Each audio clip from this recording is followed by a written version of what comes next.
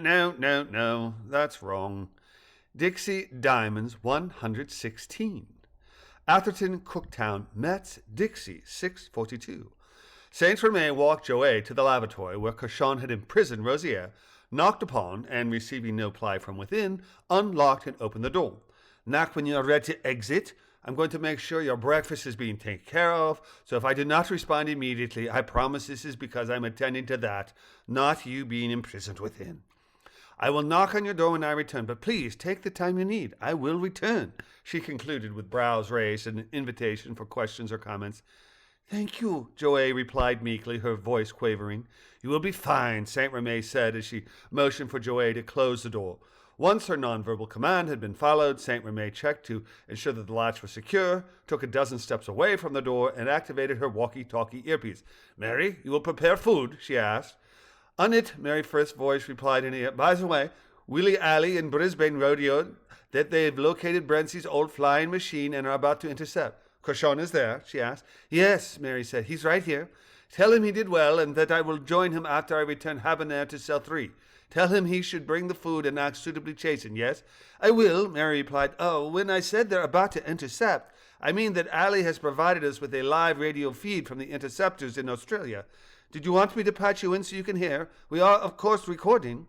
Yes, Saint-Remy answered. Patch me in and I'll listen until Habanero comes out of the lavatory, and then Cochon can surprise us with the news of the Brentsycopter interception and provide details comparing Rosier's description of his flying machine versus what the Australians report. That could be very useful. Patch me in, she added, even as Balloony had again slipped into Brentsy's mind in order to discover where he was and how he may have altered his plan of attack. While the DGSE agents heard the radio chatter between Brentsy and the Mirage 3 fighter jet pilot that accompanied the Apache Longbow helicopter, all of Balloony's close allies, other than Rosier, heard the chatter as well as what Brentsy said to Jane Ross, his words to her being far more telling.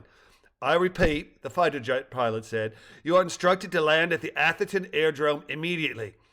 Blast it, blast it, blast it, Brentsy screamed into the air before replying. I repeat, I cannot comply as my airship requires a modern airport, not a grass strip for safety's sake.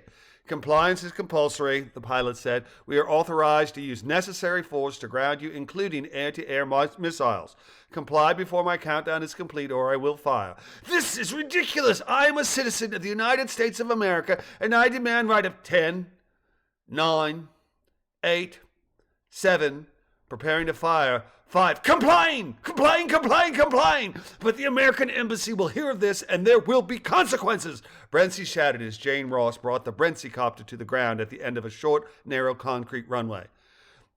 Shall I keep the engines on or should I shut them down, most exalted one? Jane Ross asked.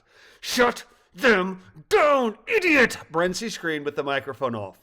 Upon observing the Brentsycopter's landing and the slowing of her rotor, the fighter pilot radioed, Thank you for complying and have a good New Year. Constabulary will meet you at the landing site. For your safety, do not, I repeat, do not exit your aircraft until ordered to do so by the constables.